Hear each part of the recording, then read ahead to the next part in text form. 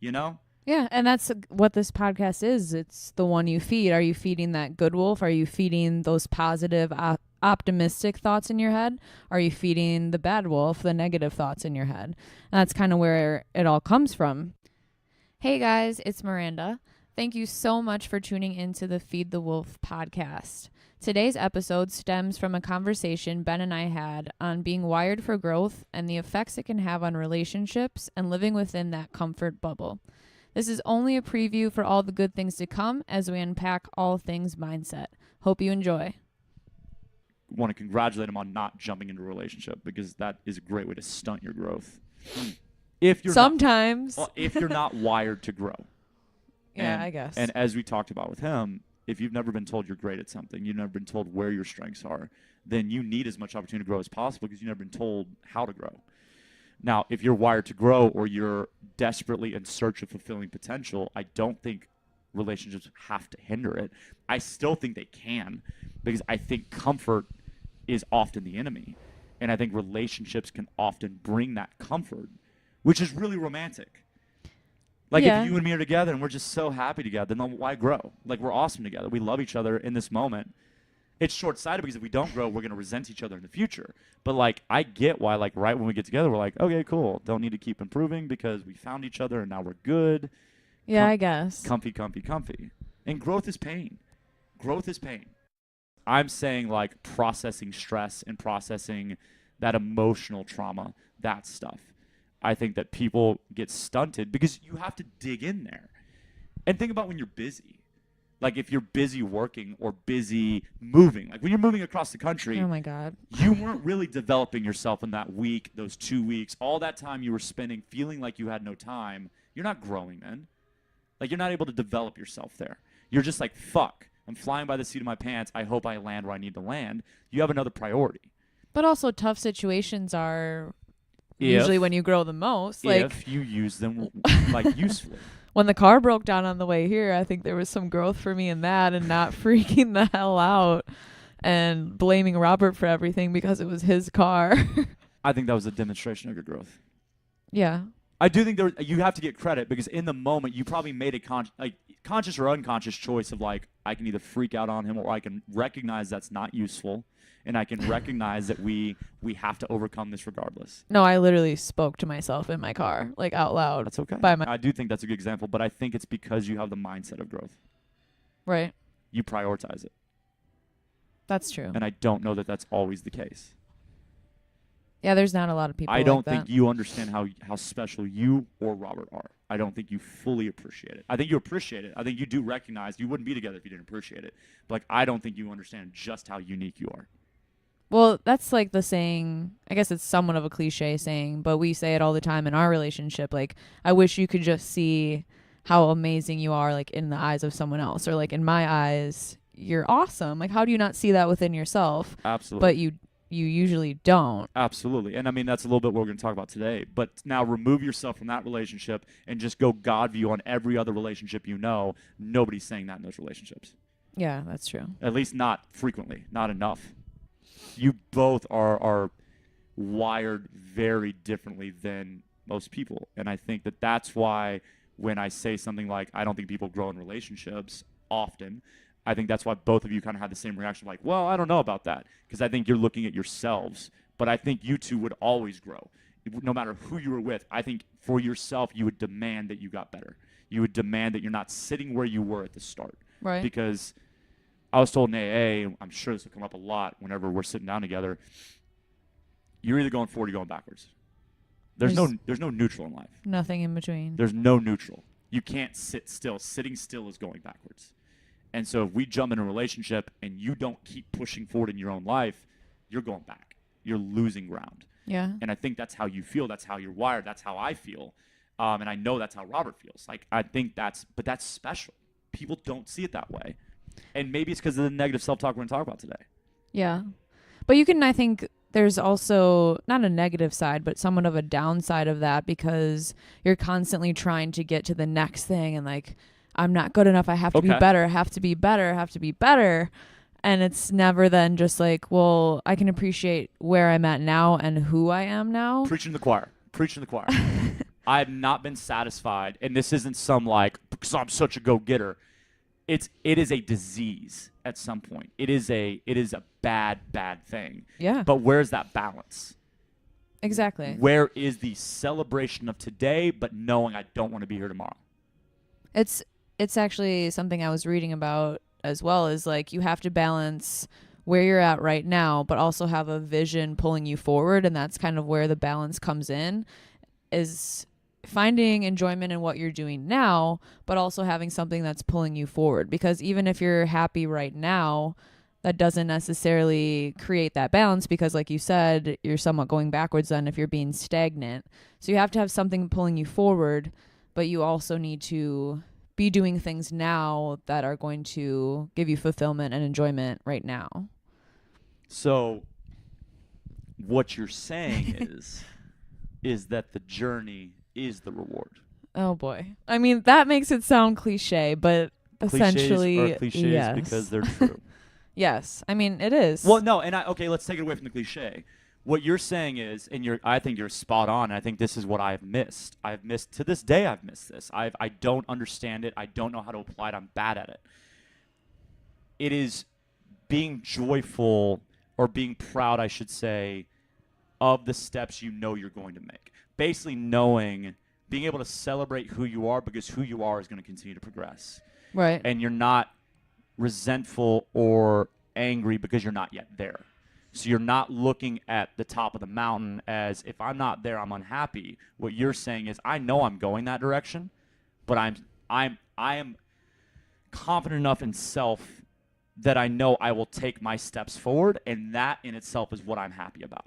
Right. Yeah. And I think this is a time where, a lot of people say, oh, the past is dead, forget about the past. But when you're talking about this, is a time where I think you can look at the past in a sense of looking like where you've come from.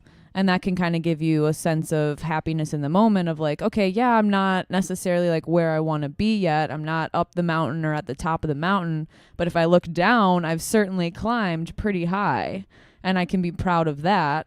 And I still have something pulling me towards the top of that mountain. So that's kind of just where that balancing act can be, where otherwise, if you're constantly just like looking for the next thing, like I'm not there yet, you're not gonna be happy in the moment. You're just beating yourself up again at that point. Yeah. I think I'm always fascinated by